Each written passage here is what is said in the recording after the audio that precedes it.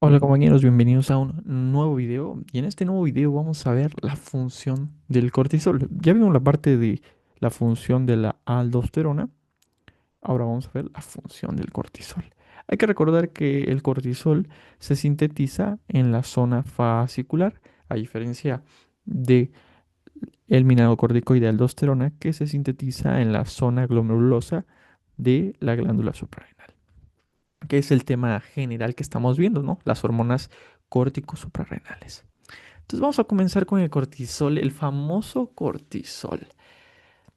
¿Se acuerdan de la historia anterior que contábamos con la aldosterona, en el cual decíamos, si nosotros quitáramos la glándula suprarrenal, las dos glándulas suprarrenales que tenemos, que están arriba del riñón, si nosotros las quitáramos, de 3 a 14 días, indudablemente el paciente va a fallecer, se va a morir.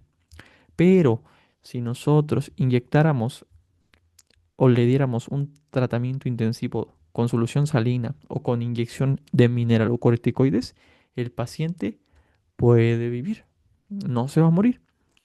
Pero a los pocos días después de haber sido salvado por los mineralocorticoides, el paciente va a llegar a fallecer. ¿Por qué? Porque este paciente que se le han retirado tanto los mineralocorticoides como el cortisol.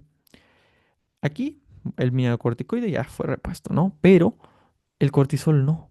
Entonces, aquí es donde empieza lo interesante del cortisol, ya que el cortisol, en este paciente donde no hay cortisol, vamos a ver un sistema metabólico alterado, tanto de las proteínas, de los hidratos de carbono, de los lípidos, y ese paciente no va a resistir ningún estrés físico o mental. Ahorita más adelante vamos a ver qué es eso del estrés, a qué le llamamos estrés y qué tipos de estrés considera Guyton que son los que pueden generar este tipo de desregulaciones o más bien este tipo de activación del cortisol.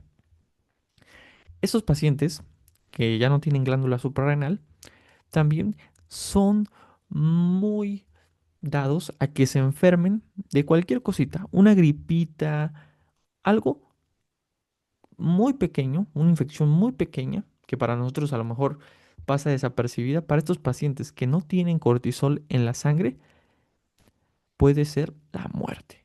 Es decir, una enfermedad muy leve puede generarles la muerte. Es por eso que a pesar de que nosotros les inyectamos mineralocorticoides y pues habíamos dicho que los mineralocorticoides eran la fracción de esa corteza suprarrenal que salva la vida del paciente, el paciente no va a tardar en vivir y va a fallecer, ya que los glucocorticoides podemos decir que prolongan la vida.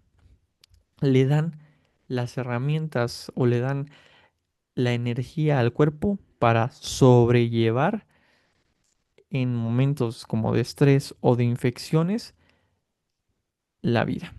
Entonces vamos a ver cuál es el cortisol más famoso, que bueno, ya lo hemos visto, más bien el cortisol pertenece a la familia de los glucocorticoides, que como su nombre lo dice, glucocorticoides viene de la característica de aumentar la glucosa, por eso glucosa en la sangre. El principal glucocorticoide del cuerpo en el ser humano, en el 95%, es el cortisol, que ya lo hemos mencionado, ¿no? También está la corticosterona, pero esta se sintetiza muy pequeño, muy poco, y además no tiene un efecto tan marcado como lo es el glucocorticoide cortisol. En las ratas o en otros animales la corticosterona sí juega un papel importante, pero en los humanos el cortisol es el indicado. La hidrocortisona, por si alguno ya empezó a leer un poquito más adelante, la hidrocortisona, a pesar de que Guyton te dice que es lo mismo, la hidrocortisona se maneja más o le vamos a llamar más hidrocortisona a fármacos. Cortisol que es sintetizado ya en un laboratorio. A eso le vamos a llamar hidrocortisona. Entonces, ¿cuáles son los efectos del cortisol?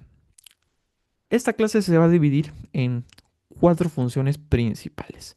La función principal o la más característica es la de los hidratos de carbono, pero el cortisol va a tener una amplia gama de funciones donde va a poder manejar los hidratos de carbono, las proteínas, los lípidos y además va a jugar un papel muy importante en la inflamación.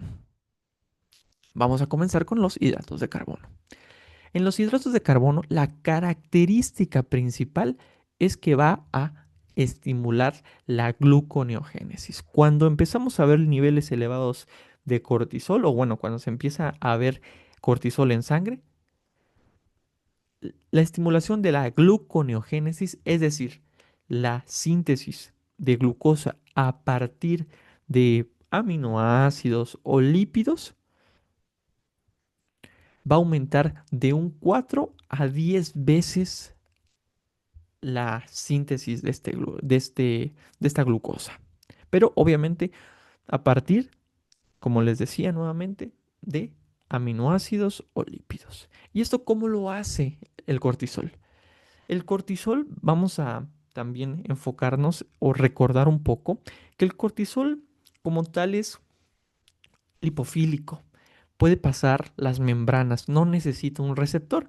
También recordar que el cortisol viaja en todo el torrente sanguíneo a través de unida, a través de un transportador, una globulina asociada, y que posteriormente se disocia de esta globulina y puede entrar, ya sea por ejemplo aquí, al hepatocito. Y aquí en el hepatocito lo espera un receptor. Más adelante eso lo vamos a ver, pero lo espera un receptor y este receptor se une con el cortisol y los dos juntitos entran hacia el núcleo. Y ahí en el núcleo es donde comienza la acción del cortisol. El cortisol ya en el núcleo con el receptor unido tiene un sinfín de cuestiones de aumentar la transcripción de ciertas enzimas, disminuir de otras, etcétera. Más adelante les voy a mostrar una tabla donde les muestro qué enzimas aumenta, qué enzimas disminuye, etcétera, etcétera. Pero aquí lo vamos a hacer a grosso modo. El hepatocito, perdón, el cortisol en el hepatocito va a jugar la primera pieza para estimular la gluconeogénesis, la cual es inhibir las cosas que estimula la insulina, que son el aumento de la glucogénesis, es decir, de la formación de glucógeno a partir de glucosa, eso lo inhibe el cortisol, y también lo que va a evitar el cortisol es que se inhiban las enzimas que permiten la gluconeogénesis. Así que inhibiendo estos dos efectos que hace la insulina, va a permitir estimular la gluconeogénesis. Ese es el primer paso. El segundo paso es que aumenta la síntesis de las enzimas que son necesarias para formar gluconeogénesis dentro del hepatocito. Entonces, hasta aquí, todo bien, ¿no? Finalmente, el cortisol aumenta la síntesis de estas enzimas que son necesarias para la gluconeogénesis, para formar glucosa a partir de aminoácidos o lípidos. Entonces, lo que tenemos en los hepatocitos intracelular es una gran cantidad o gran producción de glucosa en el hígado. Obviamente se traduce en que en el torrente sanguíneo va a salir gran cantidad de glucosa, así que vamos a tener hiperglucemia. Además, necesitamos el sustrato, necesitamos la cosa o el sustrato que vamos a convertir en glucosa, ¿cierto? Entonces, esto lo tenemos que obtener a través de, por ejemplo, las células musculares. En las células musculares también el cortisol juega un efecto en el cual aumenta la movilización de los aminoácidos, es decir, genera una catabolización, empieza a destruir los aminoácidos de las células musculares y eso, y además empieza a movilizar esos aminoácidos destruidos de las células musculares, los empieza a llevar al torrente sanguíneo y posteriormente hacia los hepatocitos para que esos aminoácidos sirvan para sintetizar nueva glucosa. Y ahorita vamos a ver por qué es que necesitamos tanta glucosa, ¿no? ¿Por qué el cortisol pues, necesitamos mucha glucosa, ¿no? Otro de los efectos que el cortisol hace en los hidratos de carbono es la disminución moderada de la utilización celular de glucosa. ¿Cómo? Entonces vas a decir, oye Daniel, entonces, ¿para qué tanta glucosa? ¿Para qué sintetizamos más glucosa si aquí me estás diciendo que el cuerpo, o más bien que el cortisol a su vez, disminuye que se utilice esa glucosa que se sintetizó en el hígado, que se utilice para demás células? Bueno, ahorita lo vamos a ver. Pero esta disminución moderada de la utilización de las células de la glucosa sucede principalmente en el músculo esquelético, en el cual el cortisol entra hasta el núcleo y evita la translocación, por ejemplo, del GLUT4, que sabemos que es elemental o importante para que se permita la entrada de glucosa hacia el músculo esquelético. Además, disminuimos la expresión y fosforilación de varias cascadas de señalización que se utilizan en la glucosa en el metabolismo de tanto las proteínas y de los lípidos, que también son importantes o vitales. Por lo tanto, evitamos, si ustedes se dan cuenta, que la glucosa que se ha producido en el hepatocito, a pesar de que salga al torrente sanguíneo y que tengamos grandes cantidades de glucosa en la sangre, pues no sirve, bueno, ahorita lo vamos a ver, sí sirve de algo, pero para la célula del músculo esquelético no sirve de nada porque porque el propio cortisol evitó, evitó que se utilizara esa glucosa en el músculo esquelético. Es decir, empezamos a generar algo que se llama resistencia a la insulina sin darnos cuenta. ¿Por qué? Porque obviamente al haber niveles elevados de glucosa en la sangre, ¿quién se va a elevar? ¿Quién va a aumentar? Pues también va a elevarse la insulina. Pero esta insulina obviamente es la encargada de permitir el transporte de glucosa hacia adentro de las células, ¿no? Es el que conocemos que es la llave, ¿no? Para que entre la glucosa a la célula. Pero aquí, como el cortisol está haciendo su efecto y el cortisol finalmente está evitando que muchas enzimas o proteínas que son importantes para que entre la glucosa están inhibidas por el cortisol, a pesar de que la insulina llegue así y estimule a sus receptores, ¿no? Que es el receptor de insulina, a pesar de que llegue la insulina aquí y se ponga, las enzimas que están por debajo, digámoslo así, específicamente este sustrato que se llama sustrato receptor de la insulina tipo 1, este es el que empieza a disminuir el cortisol hace que empiece a disminuir su síntesis. Así que básicamente llega la insulina y como no hay el sustrato, el IRS, como no está porque el cortisol impidió que se sintetizara adecuadamente, pues es como si hubiera una resistencia a la insulina. A pesar de que haya insulina, a pesar de que el páncreas funcione de manera adecuada, el cortisol está haciendo básicamente una resistencia a una hormona que es la insulina. El IRS, vean todas las cosas que hace si obviamente funcionara adecuadamente. Estas son todas las cosas que hace el IRS: transportador de glucosa, síntesis de proteínas, síntesis de grasas, síntesis de glucógeno, crecimiento y expresión de genes.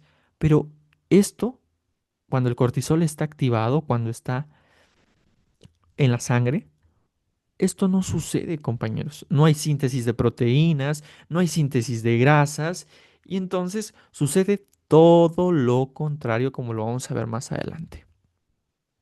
Como les digo, el IRS no existe. ¿Por qué? Porque el cortisol entró hasta el núcleo e inhibió que se sintetizara más IRS. Y así sucede con muchas enzimas en este caso o muchas proteínas. generando como resultado final un incremento muy marcado de la glucosa, es decir, de la glucemia, y en algunos puntos, cuando es excesivo ese cortisol, algo llamado diabetes suprarrenal, en la cual hay niveles elevados de glucosa, pero no es porque el paciente tenga diabetes, es decir, no es porque la insulina esté fallando, la insulina se está produciendo y está tratando de disminuir los niveles de glucosa, ¿no? De meter la glucosa en las células. Pero el cortisol también está activado y el cortisol está evitando todo eso. Por lo tanto, hay una diabetes suprarrenal. Obviamente, la diabetes pancreática, digámoslo así, sucede cuando la insulina deja de producirse por un problema de la disminución de la producción en el páncreas, ¿no? El páncreas deja de producirlo y por lo tanto la insulina, perdón, la glucosa puede estar en niveles elevados porque la insulina no hace su efecto, pero es otro rollo, es otra diabetes. Aquí estamos hablando de diabetes suprarrenal. Les digo, el incremento de la glucemia puede levantar inclusive hasta 50% más los valores normales de glucosa que manejamos normalmente en la sangre. Y a pesar de que nosotros inyectemos más insulina, ¿no? Para que, digamos, el paciente tiene niveles altos de glucosa por el cortisol y nosotros inyectemos insulina para bajar esos niveles de glucosa en la sangre, no vamos a hacer mucho, o sea, no se van a bajar mucho porque el problema no está en la insulina, o sea, en la falta de insulina. De hecho, hay resistencia a la insulina por el cortisol. El problema es bajar el cortisol. Entonces, grábenselo. Primer efecto característico del cortisol, aumentar la glucosa en la sangre. Y ahorita vamos a ver por qué. ¿Por qué es que se aumenta la glucosa en la sangre? ¿Para qué? El siguiente efecto tiene que ver con el metabolismo de las proteínas. ¿Qué le pasa a las proteínas? ¿Aumentan, disminuyen, se vuelven a formar más proteínas? ¿Qué pasa? Bueno, sucede que el cortisol reduce la síntesis de proteínas celulares. Así es, compañeros. La reduce. Pero esto lo va a reducir principalmente en las células musculares, en el músculo esquelético específicamente. En los hepatocitos son los únicos que no van a sufrir este efecto del cortisol. Es decir, no van a sufrir la pérdida o la destrucción o el catabolismo de las proteínas. Primero, ¿cómo lo hacen? En primer lugar, disminuye el transporte de aminoácidos hacia tejidos extrahepáticos, es decir, el hepatocito deja de mandar aminoácidos hacia otras partes del cuerpo. Se inhiben las enzimas encargadas de transportar esos aminoácidos hacia otras partes del cuerpo.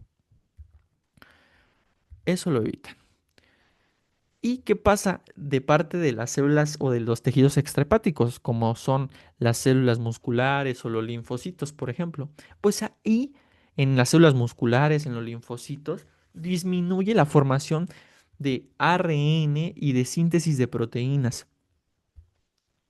Las enzimas encargadas de sintetizar proteínas empiezan a disminuir, empiezan a dejar de expresarse por efectos intracelulares del cortisol, intranucleares o dentro del núcleo.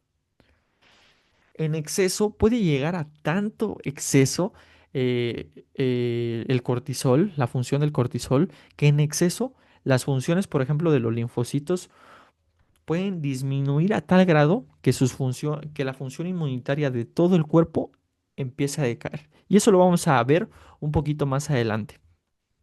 En las células musculares, un exceso de cortisol puede generar la debilidad del músculo, porque obviamente generamos un catabolismo de las proteínas, generamos una destrucción de las proteínas empiezan a salirse, se empiezan a convertir en aminoácidos y esos aminoácidos se empiezan a ir de las células musculares y por lo tanto las células musculares se quedan sin proteínas que son necesarias para la contracción muscular, generando así en un paciente la debilidad de de este.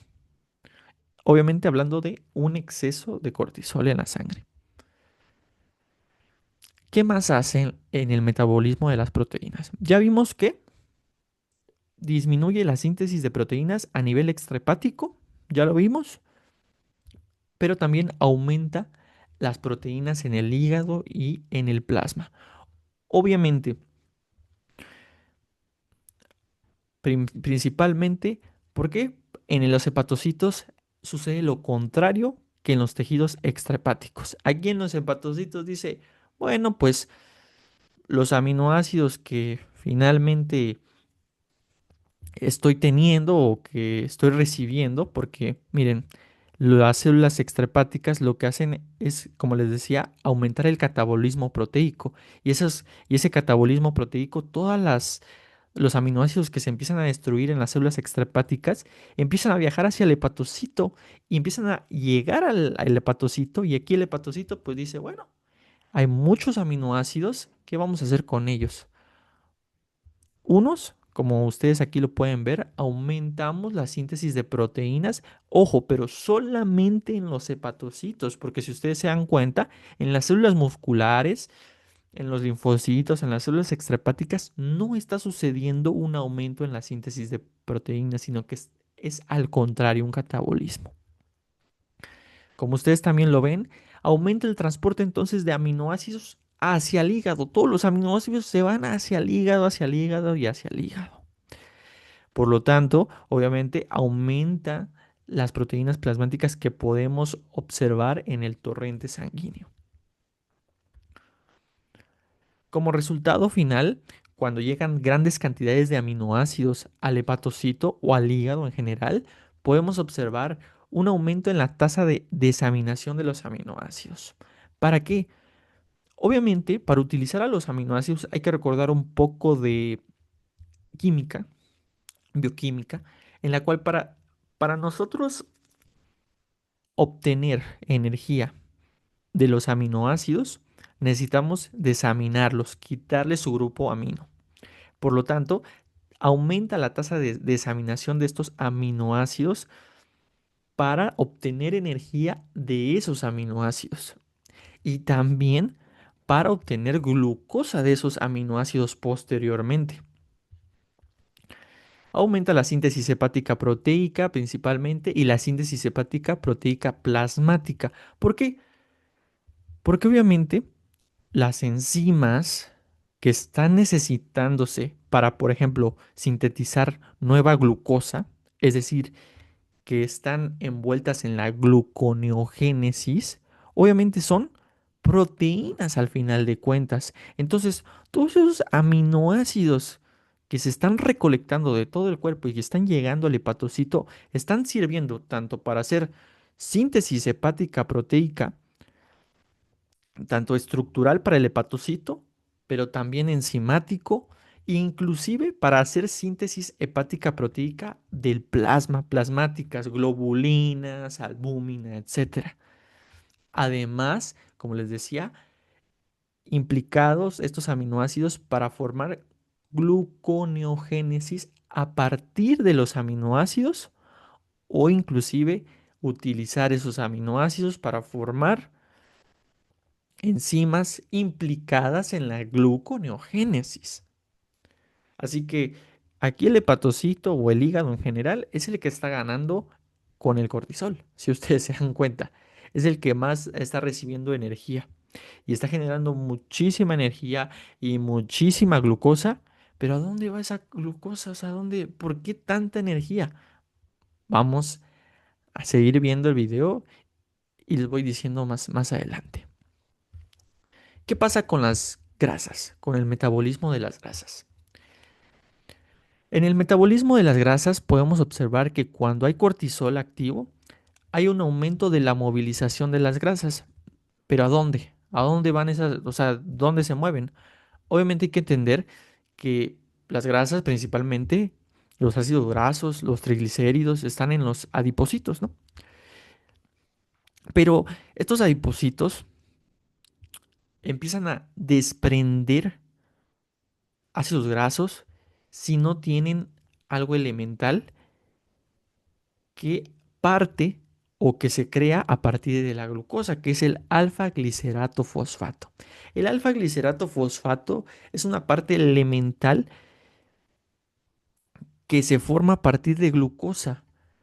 Pero, ¿qué creen? El cortisol está evitando en todos los tejidos, excepto en los hepatocitos, obviamente, que la glucosa entre a la célula, incluyendo los adipocitos. Entonces, si la glucosa no entra a la célula, no se forma alfa-glicerol fosfato y por lo tanto no se pueden empacar los ácidos grasos y formar triglicéridos en los adipocitos. Entonces los ácidos grasos empiezan a liberarse. Empieza la oxidación y liberación de esos ácidos grasos porque no está el alfa-glicerol fosfato. Y el ácidos grasos empiezan a salir obviamente al torrente sanguíneo, aumentan en el torrente sanguíneo, pero estos también viajan hacia el hepatocito, otra vez hacia el hígado. Y esto lo podemos observar siempre cuando haya ayuno prolongado, no solamente cuando el cortisol esté activo, ¿no? También en el ayuno prolongado podemos ver que los ácidos grasos empiezan a viajar. O también en el estrés, ¿no? Que es provocado por el cortisol. Obviamente, estos ácidos grasos viajan hacia el hepatocito con la misión de formar gluconeogénesis a partir de estos ácidos grasos. Hablando de un exceso de cortisol que se llama hipercortisolismo o también llamado síndrome de Cushing, podemos observar algo bien peculiar que probablemente en algún momento de su vida clínica en el hospital puedan llegar a ver, que es cuando tenemos un hipercortisolismo o un aumento excesivo de cortisol, ya sea por a lo mejor lo más común es que los pacientes tomen medicamentos con hidrocortisona, que ellos no saben que tienen hidrocortisona o que no saben que tienen cortisol, estos medicamentos, obviamente el cortisol sintético o dexametasona, ¿no? Llegan a tomarse o llegan a inyectarse en exceso, principalmente pacientes que lidian con dolor y que estos medicamentos son los únicos que llegan a quitarles el dolor, pero esto los complica demasiado porque les hace esto, que se llama síndrome de Cushing por farmacológico, por un exceso de cortisol exógeno, ¿no? O farmacológico. Y en esos pacientes, que les digo, es la característica, aunque puede haber obviamente tumores que sinteticen o que formen cortisol en exceso, ya sea en la glándula suprarrenal o en la adenohipófisis, pero son en menor medida.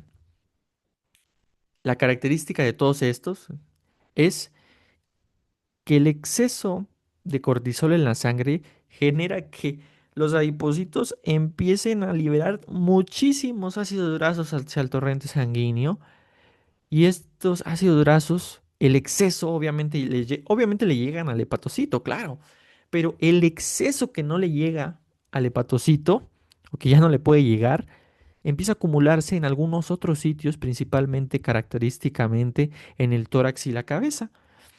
Y entonces, vean, este es un paciente que tiene síndrome de Cushing, exceso de cortisol en la sangre, y tienen las dos características que es la cara de luna, porque empiezan a acumularse alrededor de la cara grandes cantidades de grasa, y entonces tenemos a la cara de una luna o la cara de luna, y también empieza a acumularse gran cantidad de tejido adiposo o de grasa en el cuello, teniendo así como jiba de búfalo o también llamado cuello de búfalo, que es esta parte de acá. La razón por la cual se llegan a acumular en estas zonas no se sabe, pero se cree que una porque por la estimulación exagerada de ingestión de comida y algunos tejidos generan más rápido grasa. Entonces, si la grasa obviamente se va a distribuir en mayor medida en los lugares donde se genere más rápido grasa o exceso de grasa, donde haya exceso de grasa. Bien, ya pasamos por los tres mecanismos principales del metabolismo: carbohidratos, proteínas y grasas. Ahora vamos a pasar a una función tal vez de las más elementales del cortisol. El cortisol es muy importante para resistir el estrés y la inflamación. Les comentaba, ¿no? ¿Por qué es que el cortisol hace todo esto? ¿Por qué es que genera grandes cantidades de glucosa? O sea, ¿para quién las está generando? ¿Por qué es que evita que muchas células no gocen de la glucosa generada por el hígado, ¿no? Y solamente exclusivamente algunas puedan tener esa glucosa sintetizada. Bueno, aquí tenemos a un ratón, el cual básicamente le fracturaron la tibia la tibia y el peroné, me parece. El caso es que aquí, obviamente, teníamos niveles bajos de corticosterona, porque les digo, en las ratas o en los otros animales, la corticosterona es la que está, es la que se sintetiza en mayor medida. Entonces, aquí normal, ¿no? Pero aquí es donde sucede la fractura y entonces vean cómo se eleva, ¿no? Se eleva en un momento de estrés. Entonces, el cortisol se eleva en momentos de estrés. ¿Y a qué denominamos estrés? A un traumatismo, a un golpe, un daño, un moretón, que obviamente que nos haga un moretón, a una fractura, como en este caso de la rata, a una infección, ya sea a calores o fríos intensos que finalmente pueden llegar a quemar el epitelio o la piel, inyecciones de noradrenalina u otros simpático-miméticos que probablemente puedan generar una vasoconstricción intensa y que posteriormente generen isquemia en estos pacientes, cirugías, inyecciones de sustancias necrosantes bajo la piel, inmovilización de un animal o enfermedades debilitantes pueden generar estrés. Y obviamente pueden generar la movilización de ácidos grasos y aminoácidos porque se activa el cortisol. Pero, ¿cuál es la razón de que entonces el cortisol aumente la síntesis de glucosa?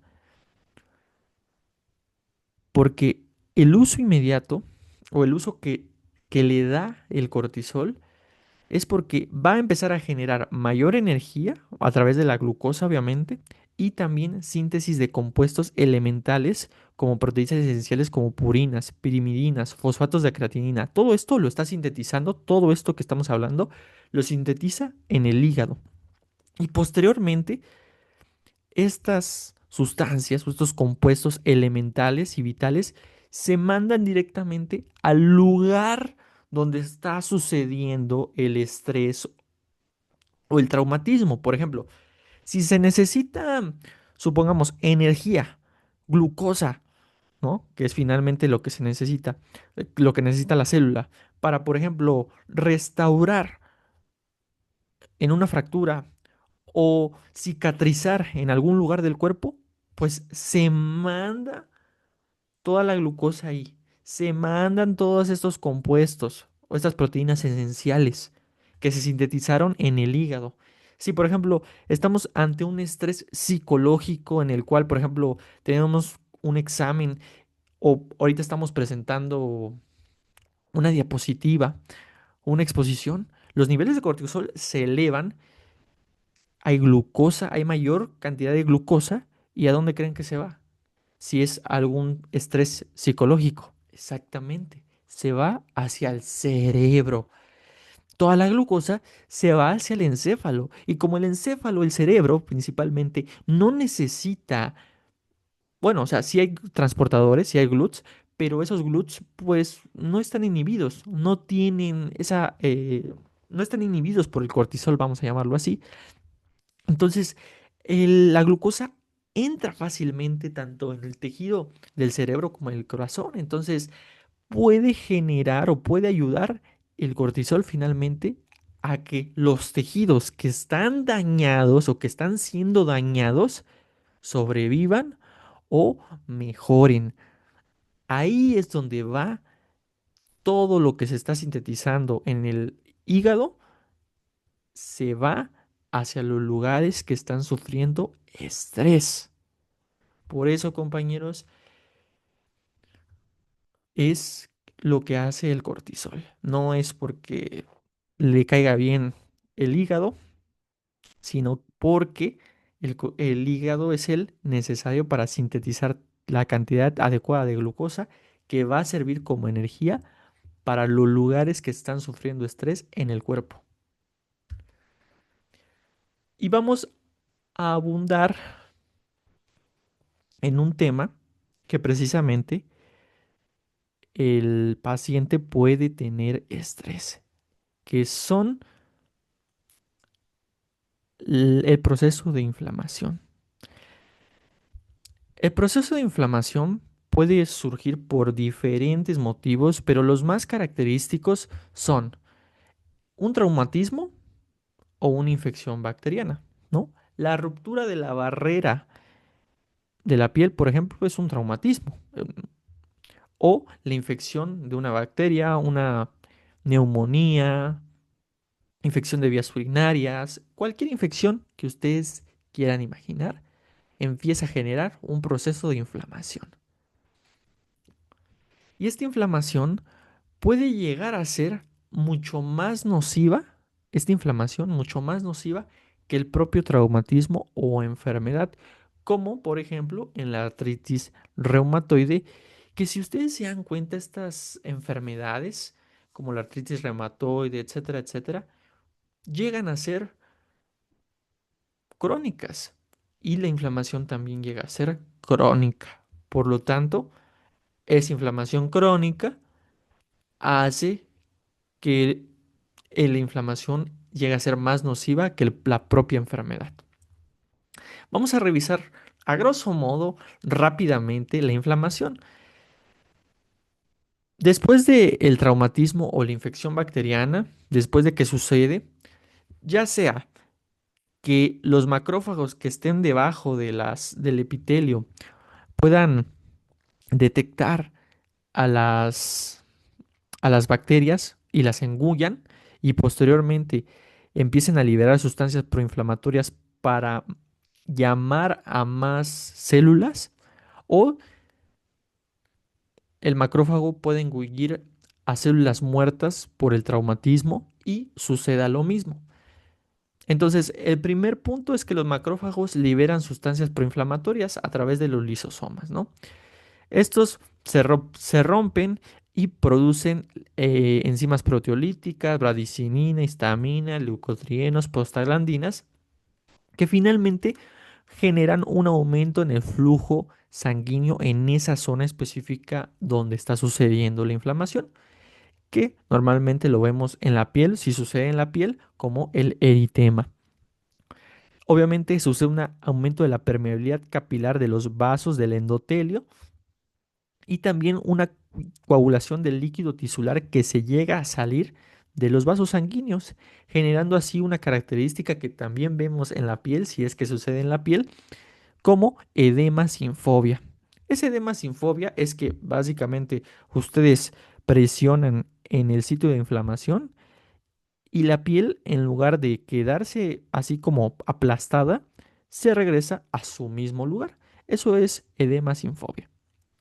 Entonces, el edema sucede por la salida del plasma fuera de los capilares, que es todo esto está mediado por estas eh, factores de inflamación, que son las enzimas proteolíticas, la bradicinina, la histamina principalmente. Además de esto, sucede infiltración de leucocitos como son los neutrófilos, monocitos, etcétera, etcétera, etcétera. Pasado la inflamación, comienza el crecimiento de tejido fibroso, ya sea pasado días o semanas, que viene ya con la resolución finalmente del proceso inflamatorio. Eso es lo normal, digámoslo así, sin el efecto del cortisol, vamos a llamarlo así. Pero se ha visto que cuando se inyecta el cortisol, se puede observar que se bloquean las primeras etapas de procesos de inflamación si es que se llega a administrar en un proceso muy temprano donde toda la inflamación está por suceder. Pero si ya se inició la inflamación, también el cortisol se ha observado en esos pacientes que favorece la rápida desaparición de la inflamación y además acelera la cicatrización. ¿Cómo lo hace? Bueno, tenemos dos escenarios, ¿no? El primero es el que les contaba que llegamos mucho antes de la inflamación o muy cerca de que la inflamación llegue a ser nociva y entonces se ha observado que el cortisol empieza a meterse igual en los macrófagos, en todas estas células y empieza a jugar con las transcripciones de los genes, de las proteínas que se quieren sintetizar en los macrófagos. Y entonces, uno de los puntos importantes que el cortisol hace en el macrófago, por ejemplo, es que estabiliza la membrana lisosómica. Es decir, a través de los efectos nucleares que hace el cortisol, empieza a modular y empieza a decir, ¿sabes qué? Vamos a disminuir estos factores, aumentar estos factores para estabilizar y para no dejar que los lisosomas se rompan y pues empiecen a liberar los mediadores de inflamación como la histamina, la bradicinina, etcétera, etcétera. Ese es el primer punto. El segundo punto, y que tiene que ver con el anterior, es que al no haber como tal un proceso inflamatorio o bueno, como tal mediadores de inflamación que sean liberados, pues la permeabilidad capilar va a estar disminuida, o sea, no va a haber una permeabilidad capilar y posteriormente tampoco la migración de leucocitos y de fagocitos de las células dañadas. Además, eso también tiene que ver con disminución de linfocitos T y de anticuerpos en la zona de inflamación. Eso tiene que ver principalmente con esta estabilización de la membrana lisosómica, pero también se ha observado que en los tejidos linfáticos el cortisol puede llegar a inhibir el sistema inmunitario y también disminuir la multiplicación de los linfocitos que se sintetizan ahí en el tejido linfático.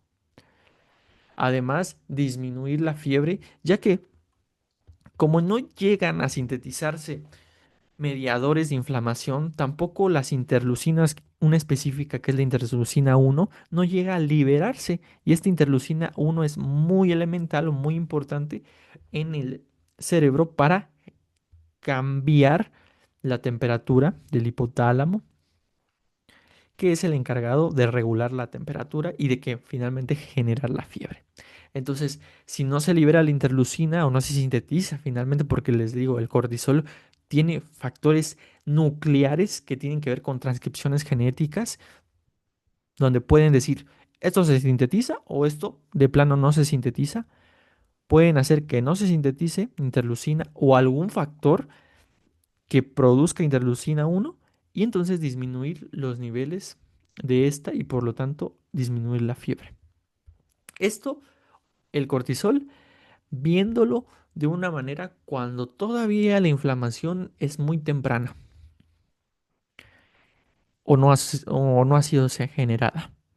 Ahora, el cortisol, ya si la inflamación está sucediendo, supongamos aquí, ¿no? Como lo vemos acá, El cortisol aún así bloquea o llega a bloquear el proceso de inflamación que veamos y acelera la cicatrización. También moviliza aminoácidos y su uso para reparar los tejidos. Les decía, utiliza la síntesis que veíamos de los aminoácidos en el hígado y la movilización de todos los aminoácidos de las células extrahepáticas hacia el hígado para sintetizar aminoácidos esenciales importantes y llevarlos a estas zonas de aquí. Les decía, aumenta el catabolismo en el proteico y aumento en la oxidación de liberación. Finalmente, el resultado es aumentar la síntesis de enzimas necesarias para gluconeogénesis, para glucosa, para la energía y aumentar la síntesis de proteínas para ayudar en la inflamación. El resultado esencial es que tanto en la artritis reumatoide, en la fiebre reumática o en la glomerulonefritis aguda, que son en esencia enfermedades caracterizadas por una inmunidad afectada, que son enfermedades autoinmunes en las cuales se ataca el cuerpo a sí mismo y finalmente es una inflamación excesiva, en estos pacientes, si se utiliza cortisol, la resolución de la inflamación puede llegar a las 24 horas y así el paciente tener una mejor vida y disminuir el daño. Pero ojo, el cortisol, y esto es algo bien elemental que tal vez en la práctica clínica, ya cuando sean médicos, lo van a conocer de varios médicos, y es que el cortisol no corrige la enfermedad subyacente, solo va a evitar los efectos nocivos de la inflamación. A veces en la práctica clínica ciertos médicos llegan a utilizar el cortisol o la dexametasona, ¿no? Que es el fármaco o la hidrocortisona como medicamento para solucionar o para querer solucionar, por ejemplo, una infección bacteriana, ¿no?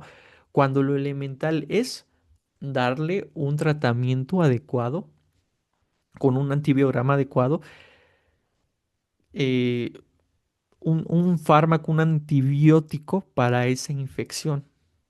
Y no solamente darle cortisol, que sabemos que va a bajar la fiebre, que sabemos que va a bajar la inflamación, etcétera, etcétera, pero la bacteria va a seguir ahí. Si bien en algunos procesos infecciosos no bacterianos, por ejemplo, hemos visto que hay resultados favorables. Por ejemplo, en COVID-19, el cortisol, la dexametasona, se utilizó para pacientes que se observaba que tenían un exceso o tenían un exceso de inflamación, un exceso exagerado de inflamación, una respuesta exagerada de inflamación, obviamente por la infección del COVID-19, el SARS-CoV-2, pero su uso era solamente para pacientes que estaban graves o que iban para la gravedad o para ponerse graves o pacientes moderados que empezaban a desaturar, por ejemplo. Para esos pacientes era lo indicado, porque así evitaban que la inflamación avanzara y que la inflamación básicamente los llegara a a una sala de cuidados intensivos o que se pusieran más graves. Entonces evitaban la inflamación con el uso de dexametasona. Les recomiendo que lean un poco sobre el cortisol, sobre la dexametasona y su utilización en el COVID-19 es también bastante interesante. Cómo es que también se utiliza para tratar este tipo de inflamaciones exacerbadas y exageradas que, como bien Guyton lo dice, puede ser peor que la propia enfermedad que lo está creando. Otros efectos del cortisol.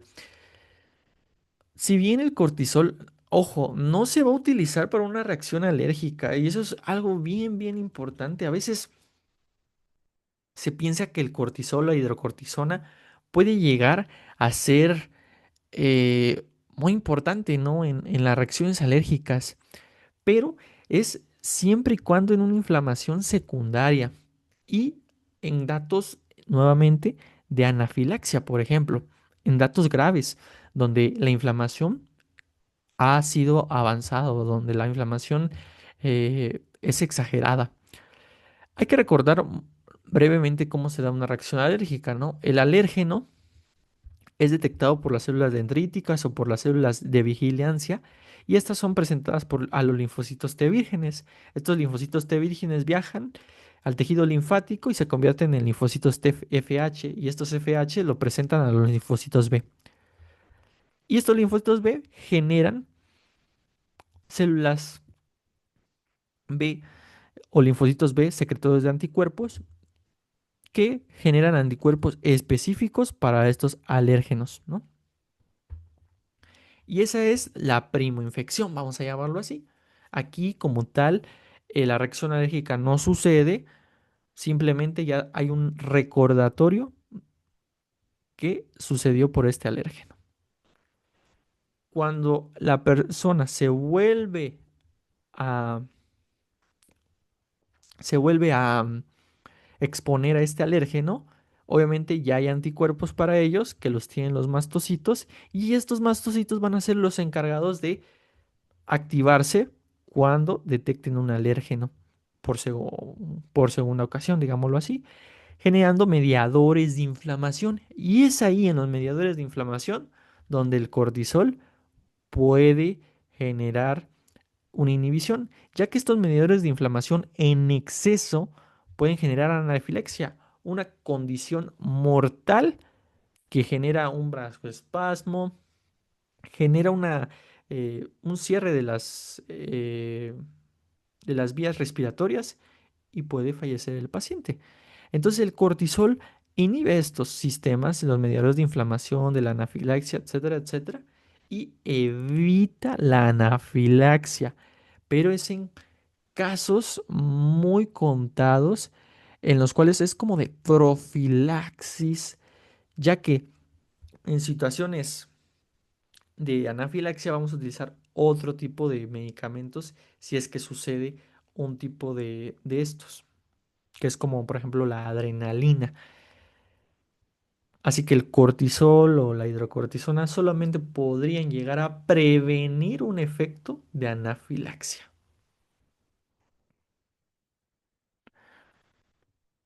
Ahora vamos a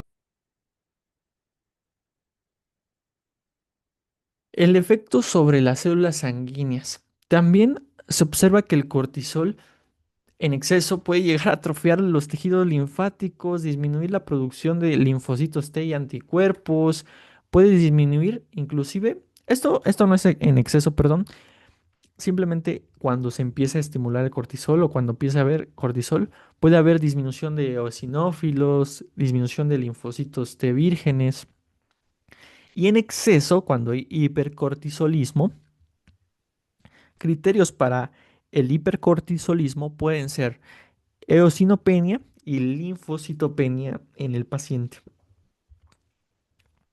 En exceso, también podemos ver que el cortisol afecta a las células sanguíneas, específicamente a los eritrocitos, generando policitemia y cuando hay una deficiencia de cortisol, generando anemia.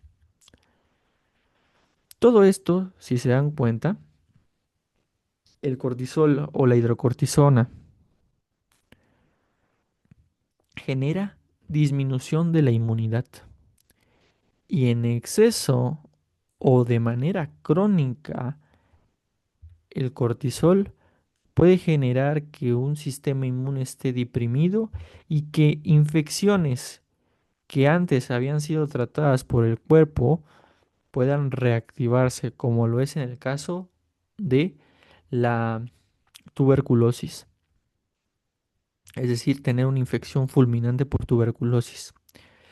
Pero no todo es cuidado con el cortisol,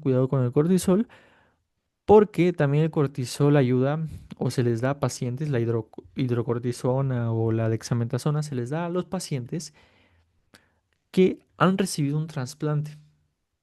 En estos, obviamente, tenemos que tener un sistema inmunitario disminuido, porque no queremos que esté tan agresivo, porque, claro, el trasplante es a pesar de que se utiliza cada vez más, se hace más fino la asociación de los trasplantes, obviamente hay ciertas partes del trasplante que pueden ser detectadas por el sistema inmunológico de la persona que recibe el trasplante y empezar una inflamación y finalmente un rechazo de este. Así que también se utiliza en estos casos. ¿Cuál es el mecanismo celular de acción del cortisol? Es sencillo, o sea, como se explica aquí, obviamente, pero puede llegar a ser muy complejo. Entonces aquí simplemente explicarles que el cortisol entra sin ningún transportador ni nada, entra en el citosol de las células y se une al receptor de glucocorticoides. El receptor de glucocorticoides junto con el cortisol viajan a una parte del ADN que se llama elemento de la respuesta a los glucocorticoides y que está unida a factores de transcripción. Y estos factores de transcripción y bueno, junto con todo este elemento, van a decidir si aumentan o se inhiben la transcripción genética de algún gen, generando los efectos metabólicos y de de antiinflamación que observábamos y que explicábamos anteriormente.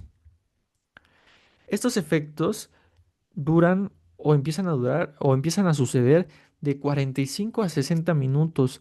No es inmediato y es algo bien interesante y bien importante. Y es por eso que les decía anteriormente que en anafilaxia no se utiliza la dexametasona o la hidrocortisona para parar una anafilaxia, que el paciente se va a morir en cuestión de minutos o segundos. Se utiliza la epinefrina, ¿no? Por esto, por el tiempo. O sea, el cortisol va a tardar en hacer su efecto, no es inmediato. Como, como en la aldosterona, se ha observado efectos no genómicos que pueden llegar a ser mucho más rápidos, pero todavía estos están descubriéndose. Este es un resumen en el cual encontramos el lugar donde hace efecto o puede llegar a hacer efecto el cortisol, los efectos principales, el mecanismo y los genes representativos que pueden llegar o a ser preguntados tal vez, no sé, que es raro que los pueden llegar a preguntar, ¿sí?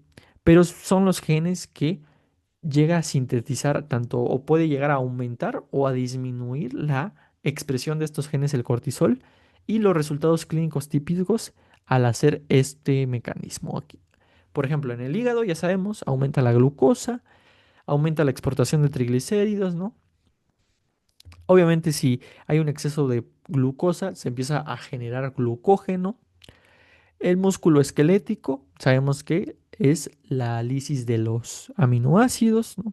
Disminución de la utilización de la glucosa. En el tejido adiposo, aumento de la lipólisis. Una deposición central crónica, como lo veíamos en las patologías, ¿no?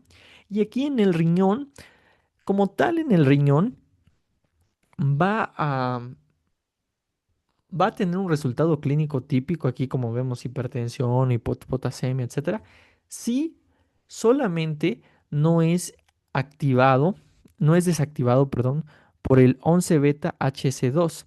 Recuerden que el 11 beta HC2 lo que hace es cambiar el cortisol por cortisona y entonces ya se queda inhibido, porque recuerden que el cortisol también se puede unir a los receptores mineralocorticoides, es decir, los receptores que son utilizados por la aldosterona, pero no lo hace de manera fisiológica porque esta enzima, es la 11 beta HC2, lo desactiva en esta zona del riñón y entonces no hace su efecto. Entonces, este efecto solamente es cuando el H beta HC2 se satura y cortisol puede llegar a unirse al receptor mineralocorticoide. En el sistema inmunológico, ya lo habíamos hablado, es un efecto principal de antiinflamación e inmunosupresión, así se le dice, y principalmente porque hace una transrepresión de los factores nucleares capa beta.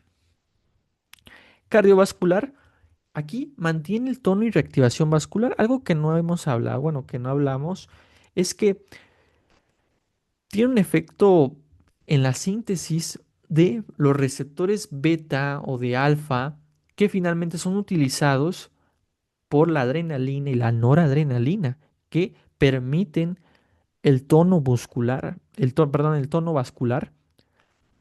Así que, digámoslo así, se le consideran las catecolaminas un- una hormona permisiva para que las catecolaminas, perdón, el cortisol se le considera una hormona permisiva para él, para la catecolamina, como es la epinefrina o lo es la norepinefrina. El sistema nervioso puede llegar a modular la alerta, el ánimo, el sueño, ¿sí? En el hueso y en el calcio, de forma crónica, empieza a disminuir los osteoblastos y empezar a aumentar el rank, que finalmente se ve o se observa en la resorción ósea. Es decir, si un paciente que está tomando glucocorticoides de manera crónica, dexametasona, por ejemplo, empieza a tener probabilidad de tener fracturas esporádicas y debilitamiento en los huesos. Por esto que estamos hablando. En el piel y el tejido hay una disminución de la síntesis de colágeno y represión de genes en la matriz de crecimiento.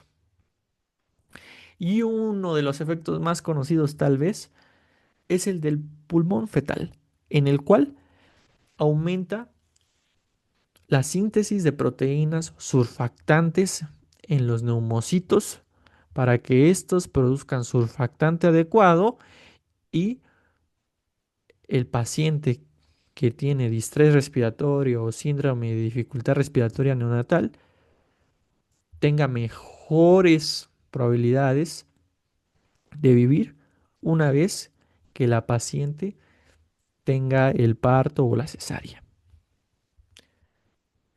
Ejes endocrinos en los cuales llega a inhibirlo. Esto si quieren lo pueden ver más en calma. Hematológicos, los que hablábamos anteriormente. ¿Vale?